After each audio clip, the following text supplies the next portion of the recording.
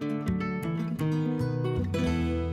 have relatives, friends, people I know who have men my age who've lost jobs and see no prospect of getting another job and are just desperately trying to hang in there until they can collect their Social Security and get on Medicare. There are young people whose lives have collapsed, who they graduate and there's nothing there. Yeah, you make a very powerful point in here of the impact of being out of work now on the lifetime career of a young person who has no job at the moment. We have pretty good evidence on how long does it take to make up for the fact that you happen to graduate from college into a bad labor market. And the answer is forever. You will never recover. Your life will be, what do you mean? You will never get, you'll miss years getting onto the career ladder. By the time you get a chance to get a job that makes any sense, that makes any use of your skills, you will already be tarred as somebody, well, you're 28 years old and you haven't held a responsible position. Well, yeah, I couldn't because there were no jobs. It just shadows your whole life. And it's very clear in the evidence from past recessions, which have been nowhere near as bad as this one. The other thing I think I want to say here is that we have in some ways made things more civilized, but also more invisible. Somebody said that food stamps are the soup kitchens of the modern depression.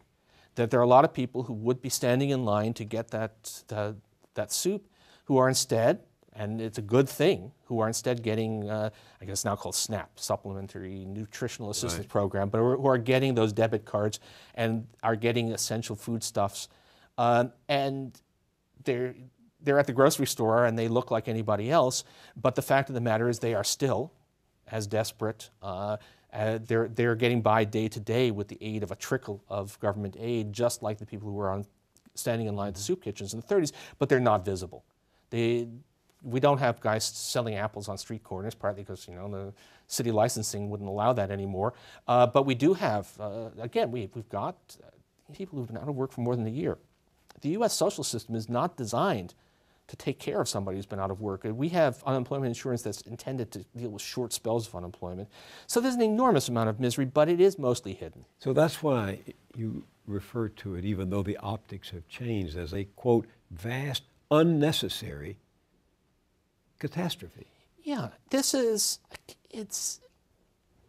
the amount of damage that's being done is enormous. The amount of suffering of people is enormous. And if it isn't out there visible on the streets, if it's dispersed across suburban, if you see a house with a for sale sign that's been sitting there for a while, you may not know the story about the family that was driven from its house because the one or both spouses lost jobs and couldn't find others, or they were foreclosed on. But it's a real story all the same, and there's lots of that going around, and none of this needs to be happening. You argue that this could actually be solved in 2 years.